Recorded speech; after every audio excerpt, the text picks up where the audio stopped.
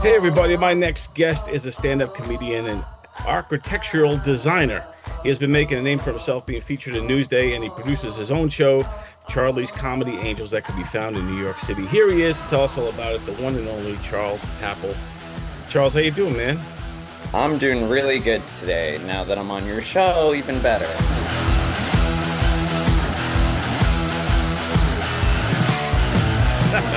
Yeah, I appreciate you doing this. I know you're in the middle of the work day. You're an architectural designer. Tell me about that. What goes into your daily grind? Uh, so my specialty is primarily mixed use buildings. So I work on residential apartments with commercial on the ground floor. I have done everything from factories that are going to produce bagels for the northeast of the country. I've done factories that make empanadas, Haitian style empanadas. I have done single family homes, alterations, office, anything you can think of, I've done it before. So I have a very wide variety. So usually I come in, I will check my emails, respond to bullshit, a million clients that are everybody's project is the most important, and Yeah, of no course. one else really matters but me. So I deal with that a lot. And I get it, you're spending thousands of dollars on something. Sometimes you're dealing with bank loans and all sorts of stuff that, if they don't get it in, they may lose their loan. And so, yeah, it can be very stressful. And the hard part is knowing that people are spending literally millions of dollars on your design. And not many people can say that. And Yeah. so I think that's really the most fascinating part is knowing that you made something that's going to outlive you and is going to, people are going to live in this. They're going to live their lives in it. They're going to, spend large portions of their day and just trying to come up with a design that, because we live our world through architecture. So Yeah. to have a design that somebody is going to feel comfortable and are going to love living there, and so it's things that you don't think about that you now need to place yourself into the space and really design it so that, it's functional and people want to live there and be there. So it's a very interesting job, and with experience, you learn so much. You think you know everything, and you realize every single day you are at square one. It doesn't matter, and every project is totally unique. Right. So whether you're doing something that's very, a restaurant, even if you've done a restaurant before, this is a totally different restaurant. Right. So everything, every aspect of the project changes depending on what it is. So that's, I think, the most interesting thing is that no two jobs are the same. If you make burgers, you're making the same burger over and over and over again. This is not that. Every project has everything is unique no matter what it is. So, Yeah. unless you're doing copy and paste, Levittown style, Yeah, like the same house. Everybody has, yeah, yeah, yeah. yeah. So yeah. No, I think that's super cool, man. And like you said, there is always like a learning curve with each new project that comes to you, I would assume, and it has got its own set of challenges. Mhm. And you're getting in there right from Jump Street with the schematics and kind of laying out. You got the ruler, and you're like Mhm. laying it, like doing the full-on architecture. Yeah, so I do the whole project start to finish. The only thing I don't do is taking in the initial client. My boss handles all of that, but everything from preliminary all the way up till it gets to permits, then it goes to our paperwork team and they handle all that. They call it expediters. So yeah, so I do most of it, but not every aspect of it. So Hmm. you got an awesome job and an awesome career path, and you're doing what they would call like a big boy job. You got a real job, real career. Yeah, yeah. How do you go from like this like kind of career that's serious, like you said, you're dealing with millions of dollars, Hmm. projects, that matters to people's lives and their businesses and all this thing, and then you still have this drive, this urgency to kind of start out this whole new career from scratch, basically doing the stand-up comedy, which is not glamorous, especially in the beginning. So tell me what sparked this need to kind of get that side of you out of your system there. So I always wanted to do comedy. It was something that I always knew I was meant for. Um, I I always felt like I belonged on a stage. I always felt like I was meant to change the world. I know many people who are performers feel that way, so I know I'm not unique in saying that, but I've always felt like I would go to shows and I would sit there and be like, God, I wish I was them. Like, I wish I was on that stage.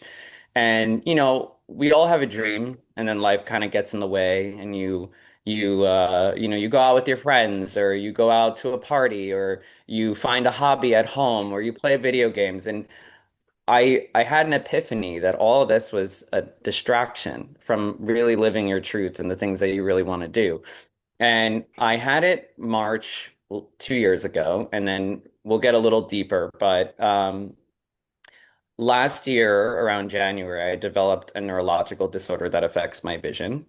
Oh, wow. And I realized that I guess we all take our health for granted. And we think that, you make a plan and God laughs kind of thing, right? And so I realized that in that moment that, at first, I was devastated and losing my mind to know this happened to me and that it can happen to any one of us at any moment.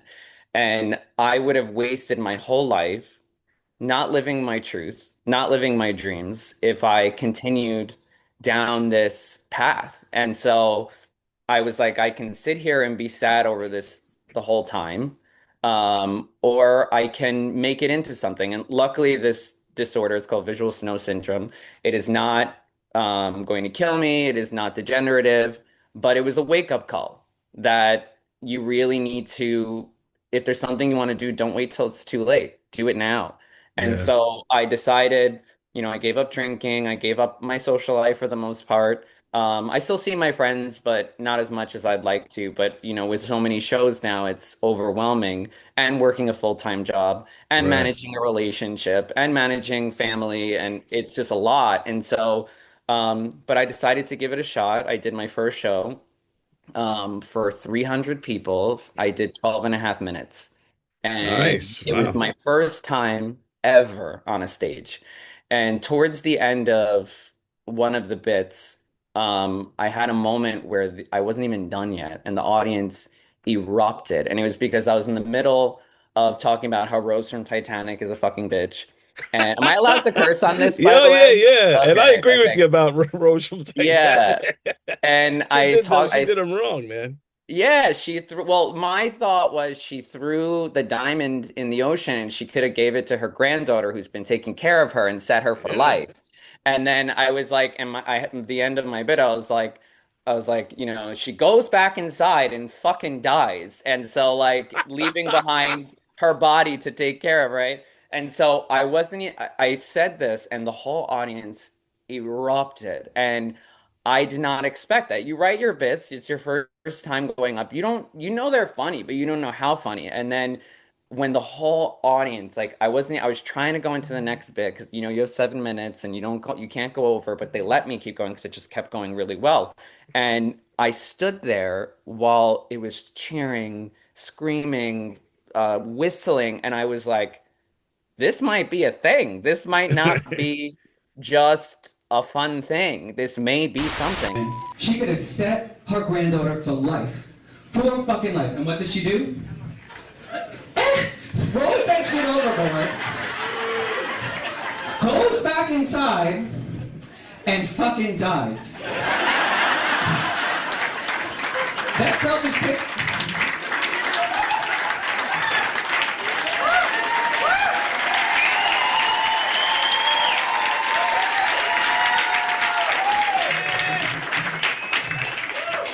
That selfish bitch probably didn't have life insurance. And then Newsday happened to be in the audience. They were like, we want to put you in the paper.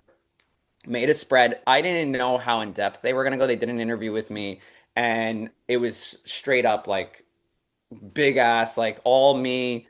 Like I was filled up half the That's page. great. I was like, what the hell from my first show. First Then show ever. Yeah. then I was asked, there's a guy in the audience also who had a Rolling Stones cover band, and he asked me to open up for his at my father's place. It's a venue in North Shore Yeah. It's a Island. legendary Madonna, venue. Yeah, Madonna started there, Eddie Murphy started there, so it was a huge deal. And the guy, Michael Eppy, who found these people, introduced me on stage. It was a shit show, though. I won't go into all that, but I bombed really bad that show. Anyway, so, but It normally happens with the second show. It's just yeah, it's a weird thing. Like it happens to so many comics starting out. Their first show, they kill, absolutely annihilate. Then the second show, not so much. It's just a correct. weird thing. So It's so weird. And so anyway, that taught me though a lesson that like don't assume you're a rock star just yet. And so then it stemmed off from there where I did 30 shows now across 13 venues. I have a lot more coming. I won a residency at Broadway Comedy Club. I auditioned. I ended up being one of the few people that got picked. I had a TV interview with ABC News anchor Ken Rosado, brought me on his show. I performed Mohegan Sun Casino. I now have my own show. I posted one ad and we sold 50 tickets within an hour, and then by the next day, all 75 tickets were sold out. wow, yeah, man. And, I did it as a fundraiser, so that definitely helped. But I was shocked when I posted it. I got a text that you're at 50 tickets, you only have 20 left. And I was like, what? And then they ended up putting it on. They made a mistake. And the show went on to continue to allow tickets. And we sold 75 and they had to cut it. And so if not, and I will tell you, there was a lot of people after that telling me, I really want to come. I also crazy. I met Jennifer Basey from All My Children in one of my shows, and I asked her to be on it. And so an Emmy Award winning actress who's been in 20 movies, 40 TV shows, is Wow. joining my lineup. We have a comic who is on America's Got Talent, who made it through Simon Cowell. We have a comic who Trevor Noah opened for him. Oh, wow. He's worked with Margaret Cho. We have a guy who's on Fox News recently, a few TikTok stars, and of course, the most important one, which is me. So, That's awesome, man. Very yeah, eclectic lineup. And I think that's important too. But I want to go back a little bit to when you were talking about what sparked this whole thing, basically, yeah. is and kind of living out your dream and kind of accomplishing goals and not letting life get in the way and finding out, when you have this kind of what's the name of the vision disorder again? The thing. Visual snow syndrome. And what is that? That will affect your sight, your eyesight?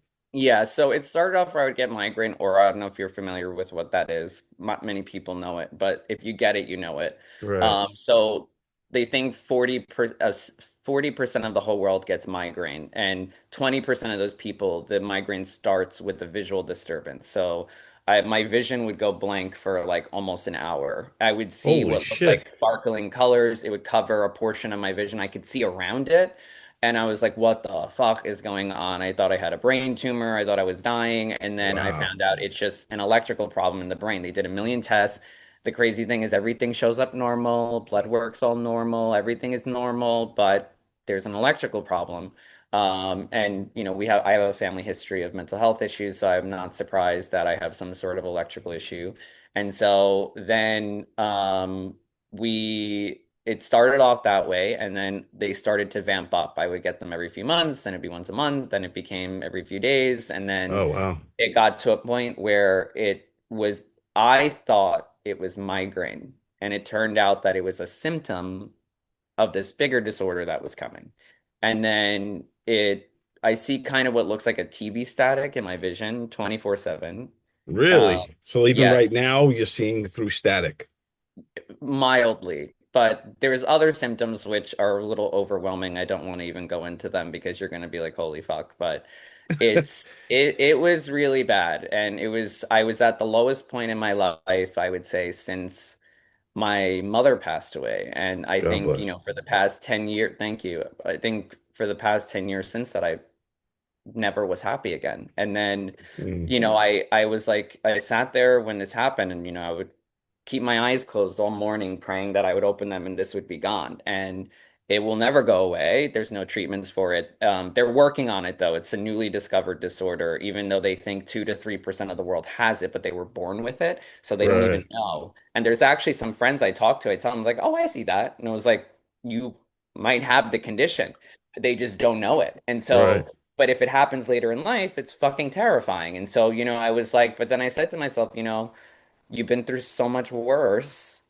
Are you going to lie here like a little bitch and fucking cry all day? Or are you going to get up and do something? And so, what better distraction than live your dream? And so, Yeah. it kind of was like, yeah, it was one of the worst things to ever happen to me. And it still affects me to this day. I mean, it's improved though. Some of the medication has helped. It's definitely improved drastically since how it was. Like, I had to wear sunglasses inside, Right. like, Yeah. because the Everything. sun, any light bothered me.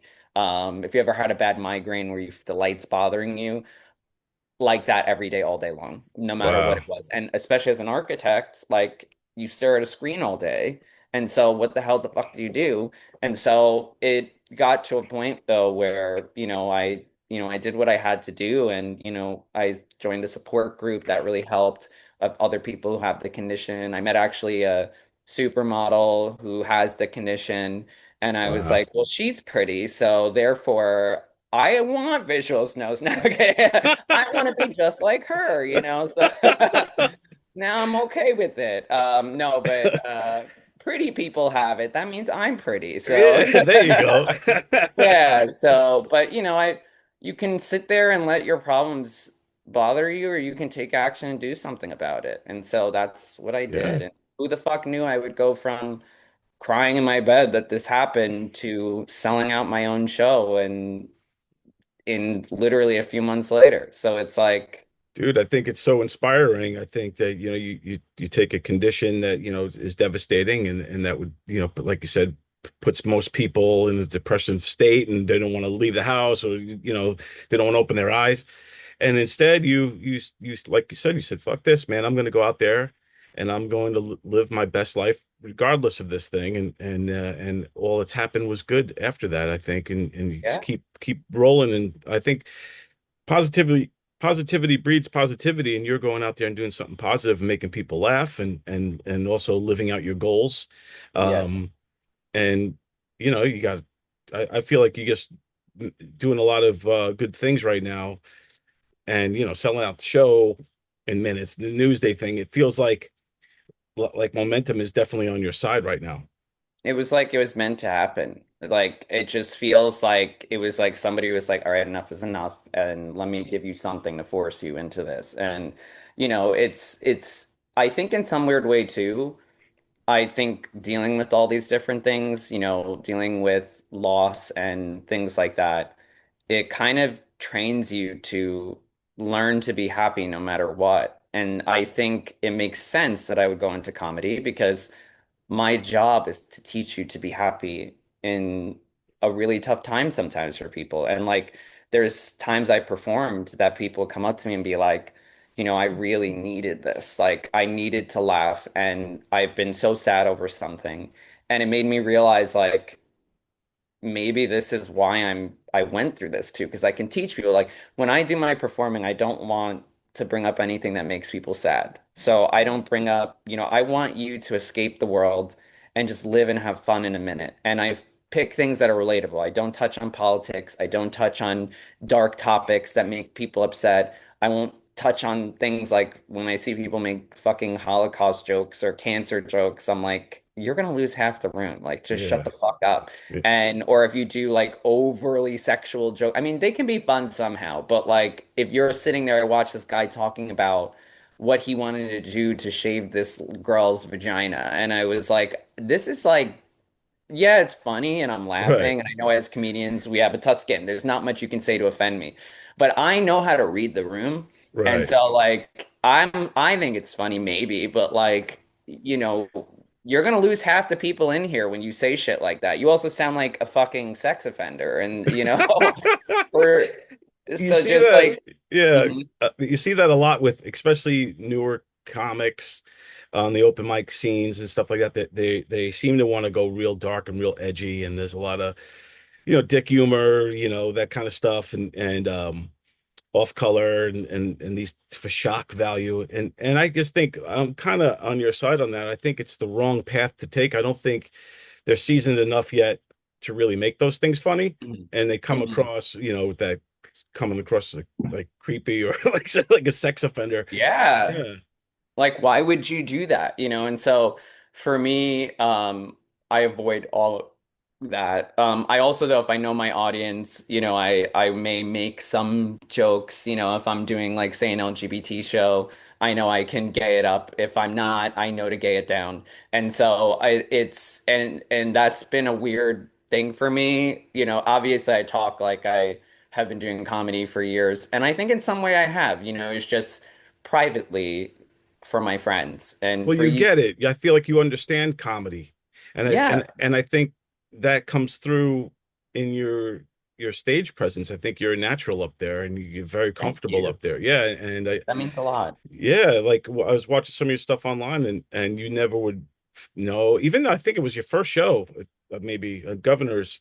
You came out and you were just like making everybody applaud and getting I just think you're you have a natural stage presence, and some people have that right out of the gates. So I think that's important. You know, Thank you. yeah. Thank you. That means a lot to me, especially coming from somebody like yourself who's produced, who's been doing comedy for so many years. How long have you been doing comedy for? Well, first started doing stand up in the '90s, in like the mid to late '90s. I did it for a little while, and then took a back seat to it and started just writing. I was writing films on comedy and short stories and books and stuff like that, and interviewing comedians for like the past 25 years. So like did had a radio show and this and that, but my career ebbed and flowed too. But back in producing shows now, and always had an eye for talent. Even when I was in Raleigh, North Carolina, I was close to the Good Nights Comedy Club out there. It's very similar type of club as the Governor's, and so it's always been a part of my life. But yeah, to answer your question, I was doing comedy back in the day for a little bit, so I know the ebbs and flows and what you know going Yeah, I was like doing that five. lifestyle. I was like five when you started. Yeah. So that's pretty, I mean, you look great. I mean, you're in your what, 60s, No, 50s, 50s. Yeah, I 50s. was. Yeah, I'm gonna be 55 this year, so getting Yeah. older, trying to stay young, but Yeah. it's not easy. I know they say black don't crack, but you've proven that I guess bearded white men don't crack either. There you go. I'm trying not to, man. Trying to stay young, Yeah, but yeah, yeah. but good times, man. But Mhm. yeah, like I said, you're doing your thing out there and in the comedy world, um, and really making waves, which is good. You have your own producing your own show, getting past over there at Broadway, all those types of things. What's who are some of your influences? What like is there any particular comedians that inspired Mhm. you? Yeah, so I would say number one will always be Wanda Sykes for me. That random screening that they say they do at the airport, there's nothing random about the random screening at all. I know every time I fly, I get checked twice. They stop me at security and then they get me again at the gate. The last time was so bad, they actually made me go through the machine with the luggage. I'm like, man, what in the... This is ridiculous. What I love about her is she doesn't do crowd work. She's just naturally funny. I think crowd work sometimes can be really good, or sometimes I feel like, and there's some masters of it. Jessica Kirson, I don't even know how to say it. Is it Kirsten Kirsten? I feel like I hear it said so many different ways. But I anyway, think both are right. But yeah, I always say okay. cursing. I always say, Yeah, it sounds better, right? Like as a yeah. comedian, it's Kirsten. But Yeah. she is the only one that I watch, and I'm like, okay, you can do crowd work as much as you fucking want. What do you do, Manuel? I'm sorry, Maria. What do you do? But then there's sometimes where it's like all you're doing is just sitting here bullying everybody. And like that person's gonna go home and like all of a sudden like have flashbacks to their high school bully and like be like, I hate my life, so it's just like I feel like I would rather just make you laugh naturally. And so Wanda Sykes doesn't really do crowd work and she's just so fucking funny. I met her once on Fire Island and I told her like maybe like 4 or 5 years ago. I said, I was like, I'm really thinking about doing it. And she was like, yeah, I do it, give it a shot. And she was like, you're gonna have good days and bad days. If you can't handle the bad days, you might as well go work at a post office. And it was crazy because she told me for herself, that she had her first show was incredible. She left her rock star, and her second show was so bad they took the mic out of her hand and walked her off stage. And I was like, wow, she predicted to me what was going to happen to me because I Yeah. they didn't take the mic for me and walk me off stage, but like, I mean, no one was laughing. I mean, I did gay jokes in front of a older crowd waiting for Rolling Stones cover band on the North Shore of Long Island. So Yeah. Yeah. Like I I said, might as well have gone up and rapped for them in a do-rag at that point. It was bad. And so, but Wanda is definitely one of my biggest influences, also because I feel I'm a Southern Black woman as well. And so, very relatable for me. Now, and then I also, Jessica Kirson, again, I love her so much. She's one of my Yeah, favorites. she's awesome, man. Incredible. I do think Matt Rife is really good. He's another really good crowd worker. Who else do I love? That I can think of off the top of my head. Have you ever heard of Ursula? Ursula is here. It's spelled. It's. She's an Australian comic, Ursula, and I'm trying to remember what her last name is. But like, we actually talked on Instagram for a little bit. Hmm. And she is amazing. She's in a Netflix show with Amy Schumer now. They just put her in it. I think I might Uh, know who she is, I think. oh, she's Ursula. fucking Let me see phenomenal. if I can find her. Hmm. Um, yeah, Or because either way, what? I'll show it now. Gay dudes can be platinum stars. They ones that have never slept with anyone from the opposite sex and they were born via cesarean.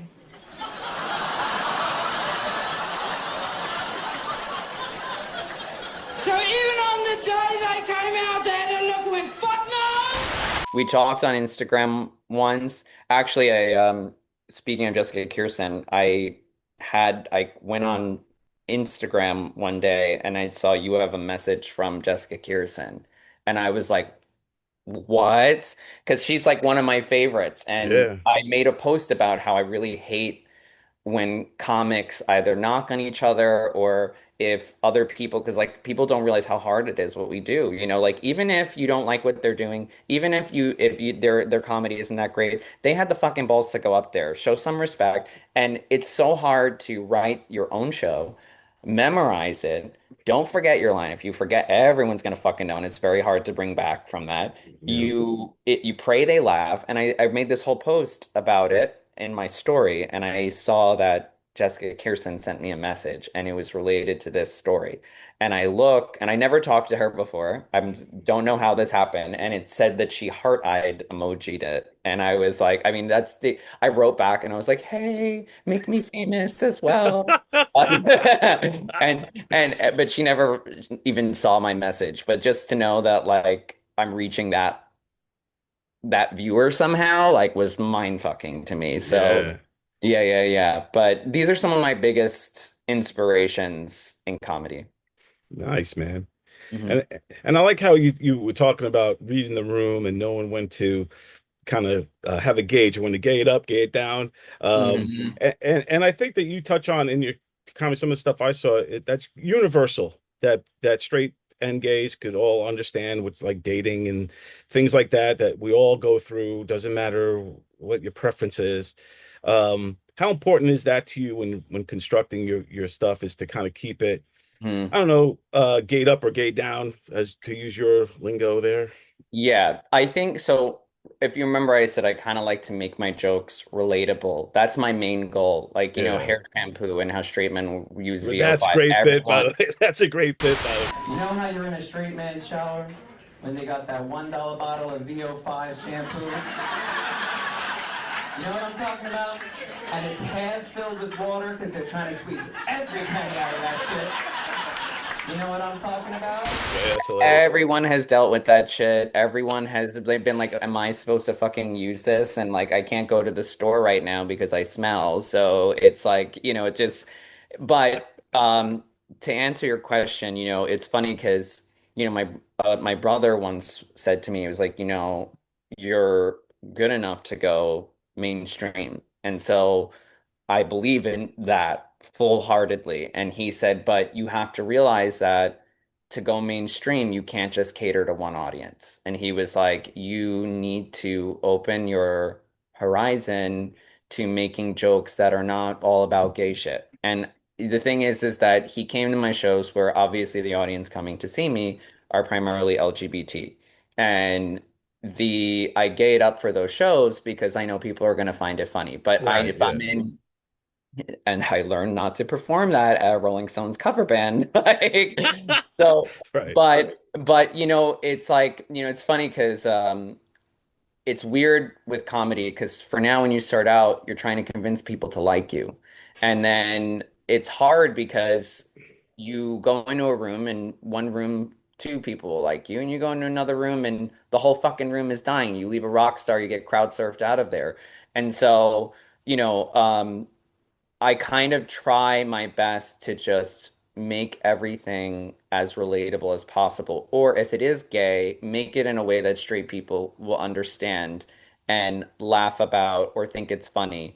And so I've learned to kind of morph what I'm doing depending on the audience. And I've learned just write shit that's relatable to everybody. And then why switch it up? And, I mean, sometimes, again, with the gay show, I'll do it, but, you know, I'd rather it be something that everyone in the room will find funny, you And I know? think too, So, if you, I think you do a good job at doing that because I think if you, especially if you pull from your own life and your own experiences, I feel like regardless of all a lot, whatever political side, whatever sex you mm, fit, I feel like we're all kind of the same in a lot of ways. We all want the same things out of life. We all kind of go through the same shit through our day-to-day stuff. We all have highs and lows, and we're all in the mm, same world. Like with COVID, for example, we all went through that shit together. The world today, we're all going through all this craziness together. mm. Um, We're so all I think, human. Hmm. yeah, exactly. We're all human. So I feel like if you were just talking about your own experiences, your own point of view on life, and regardless of gay or not, I feel like people will start to relate to it all because it's coming from a real place, you know? 1,000%. And so, it's like I want it to be something that is so relatable that nobody is going to sit there and be like, God, like, I don't get anything of what he's saying.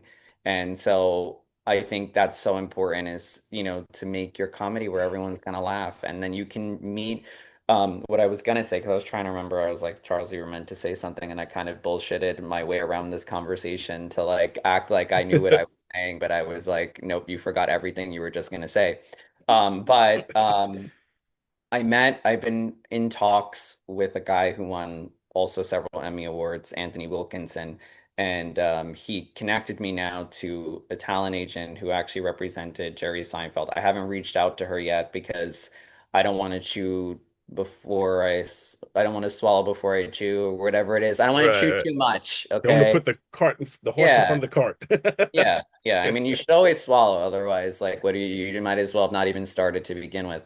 So, Exactly. yeah. But he said to me, he was like, when you reach out to her, be aware that, they're gonna have to find your target audience. And that was what I was trying to say before, is that it's hard because when you start out, you don't have an audience yet. And then you reach a certain level where people are there for you. You could shit on the fucking stage and everybody's like, ha ha ha, and dying because they love you now. You've Right. created an impression on them. And he said to me, as as a gay comedian, which sucks because I don't want to be called a fucking gay comedian. I want to just be a comedian. But he said, your main audience is going to be straight women because gay men are very fickle creatures, which is true. I know I date them, so I know they're very fickle. And so well, I'm not gay, I'm just an ally. I just am such an ally. I You allow date them them. to have sex with me. Yeah. Yeah. So so I care a lot, So I it's interesting because he said to me that, gay men are not likely to follow, but women are. And so, I kind of now cater some of my stuff towards women in a way because it's like, the VO5. That's Yeah. Every woman has gone in the shower and been like, what the fuck is this? Like, what am I Right. even doing with this shit? So, like, how can it have so many uses? I don't understand. You know, Yeah. fucking 8 in 1. Like, what do you do? Like, what else could there be? Like, I don't get it. It's like the LGBTQIA plus, it's like who's It's like, like we did LGBT plus, okay, and that was it. Like, we got it. Like, everyone else is included, and then people got offended, so we had to add more letters. And every time they do, and I actually had a straight friend tell me, oh, they added in like R and S now, and I was like, no, they didn't. And she was like, yeah. She tells me, she goes, educate yourself. I was like, I don't need to. I'm already having sex with these people. But yeah. when they added on all these other letters, I'm like, who the hell else can we fuck? I just don't get it. You know what I mean? It's the same as 8 in 1 shampoo. So That's hilarious. yeah. Well, what's So the camaraderie like within I know like with the like there's a lot of Italian comedians, right? A lot of and they all kind of a lot of them have the same type of act, and some of them are very competitive with each other. Yeah, you stole my thing, and you stole my bit about, freaking yeah, my pasta vazul yeah, condom bit. yeah. Yeah. And it's just, is it like that within the gay comedian scene, or are they welcoming to you, or is it kind of like you have to earn your spot? Like, how is that working out? Yeah, so it's the same shit. It's tough because all gay there's a meme I saw that really cracked me up, and it was like, is it just me or does every gay man think he's a undiscovered superstar? And I was like, personally, I feel attacked right now because I do feel that way as well. But when you go backstage, it's a bunch of divas who really think that they're number one. And so when I go to other shows, I do feel people are, surprisingly, straight people are a lot more welcoming, mainly because they know I'm going to be funnier than them. I already have one card advantage. So they're just naturally going to laugh because, oh, it's the gay guy again. And so, but when you're in a show of all other gay people, it's like, and I started off some of my bits where I would start the show and I would be like, I'm the gay DEI hire, like, thank you, John Butera. So, and then I would go to my gay shows and I'd have the same acts. So I'd be like, I would start off and be like, I've been starting my shows off with claiming I'm the DEI hire, but all of you guys are fucking gay. So that's not going to work here. And people usually laugh from that. But yeah, it surprisingly, I feel more at home in straight comedian, like, well, not a non-LGBT show, because there's gay comedians, whether it's gay or straight, but Right. it's the generally speaking, like, sometimes I'm sitting back in the green room, like, oh my God, like, is anyone going to talk to me? Or if I try to talk, it's like, like, oh, is this peasant talking to me? Like, like, Yeah. gay fucking diva bitches, and but then when I'm in a straighter room, people are curious. They're like, how, and, it's funny because there was a lady I said recently, I was like, I've been in, because a lot of times when you're backstage, they ask you, what have you done? How many shows? Where have you performed? And so I'll tell them, like, oh, I was in a newspaper thread and TV interview. And sometimes people stop talking to me because it's and you don't think people could be jealous, but clearly it's a thing. And one time this lady, I shit you not, said to me, she was like, I've been doing this 20 years. I haven't had any of that. This kid tells fucking 4 jokes and he gets his own show. And I get I'm lucky, but I'm like, well, maybe you were not funny. And I am. So, maybe you're not meant for this then. It's But yeah, in the business, there's a lot of things you can't, that's unpredictable. You could be, there are people that have been in comedy for forever and never got any kind of breaks, and then there's people that they just, kind of get in, and they just, whatever happens, they just ride this mm, wave, and if they ride it correctly, like you're mhm. doing it. And I think, like, it's like anything else, man. Sometimes you either got it or you don't. People either gravitate to you or they don't. Yeah, and I will say it's talent, but it's also a lot of luck. I mean, what were the chances that Newsday would be in the audience, And the crazy thing is that class show I joined, I when I had this epiphany of let me try this, I texted Jen Snortland, who and I met you Yeah, through. shout out to Jen. Yeah. Yeah, love Jen. And so she gave me the link to John Truson. I did my show through John Truson. And I emailed him. I said, I really want to join, when do you have your next one? He's like, well, the class starts tomorrow. If you don't join, you can, if you can join, if not, the next one is in like 2 months, the next class. And so I was like, I'll come tomorrow. Like, I'll be there. And so what if I was a week later when I decided this, and then I wouldn't have been in the show, which would have meant I would have not been in Newsday, which would have meant that maybe this wouldn't have exploded as fast as it did. And so it's like kind of crazy the timing, and it's like, there's luck and then there's just fate. And truthfully, I believe either my mom is up there pulling the strings or this was meant to happen. I feel like the way things, even when I did the residency, this is actually really crazy how this happened. I missed my train station broke down. And because Wow. it's the fucking MTA, everything breaks down. Yeah, exactly. So I had to walk from 50th down to 42nd Street. And while I'm passing through, I hear comedy show, comedy show.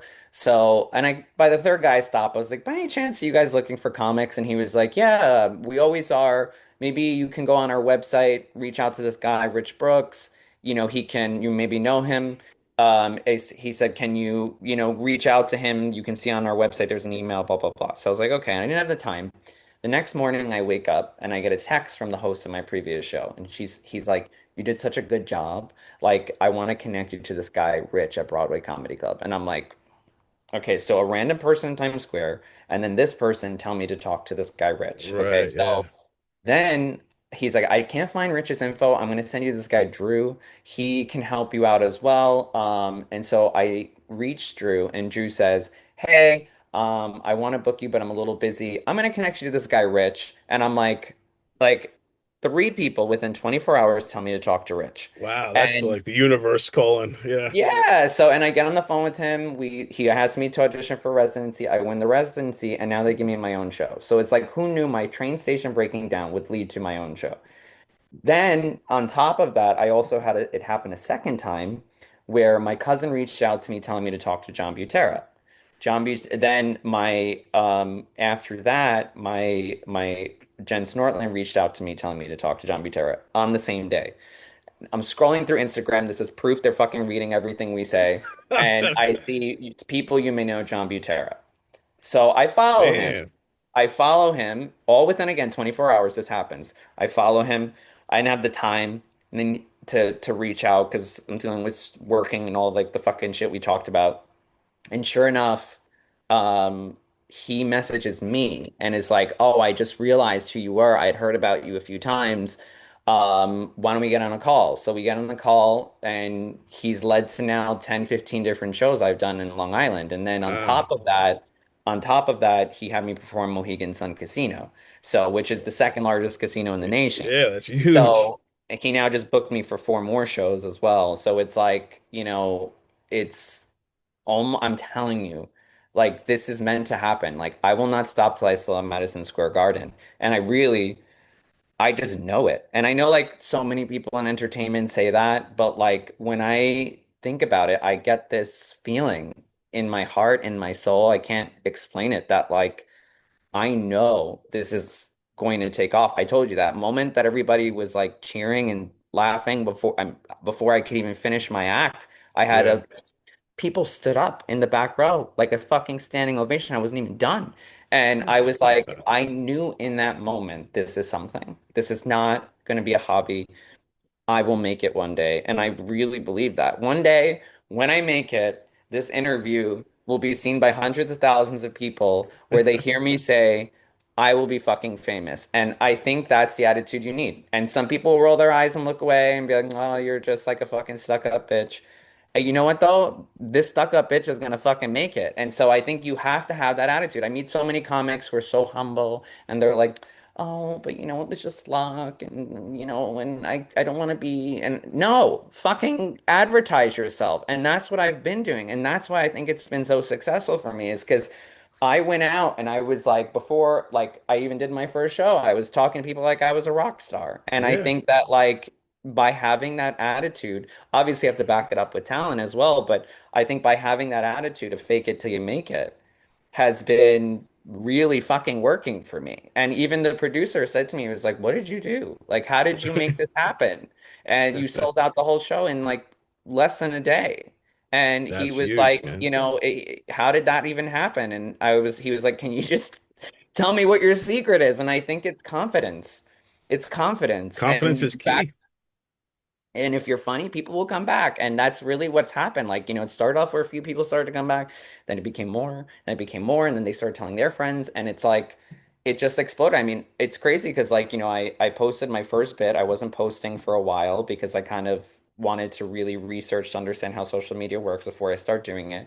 And we're already nearing 10,000 views in less than a day. And, my Facebook Damn. got up to 10,000 followers from just stories that expire in 24 hours. Wow, You man. know, um, Obviously the algorithms are still learning me, so it's not like I'm a rock star yet or a viral video or anything like that. I'll be real.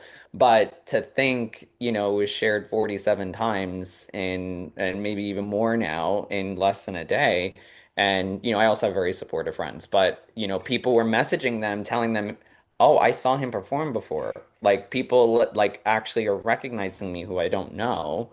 And so like, and this is so early. I've only been doing comedy 8 months now, dude. 8 months, and Eight look how months. far you've come. So And yeah, and that's why I think your confidence is important and good, and that you should be striving for to sell out, Madison Square Garden and those things, because like you said, a lot of people just they're more passive. But I feel I'm under the thing of why do it if you're not going to aim for the stars, you yeah, know?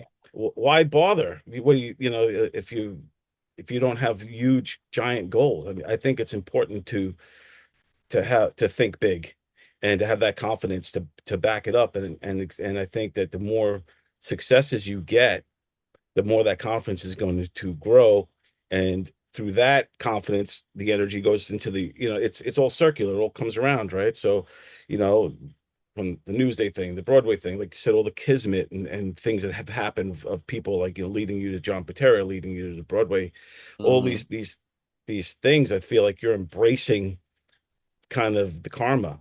You're yeah. embracing it instead of you know being unaware of it.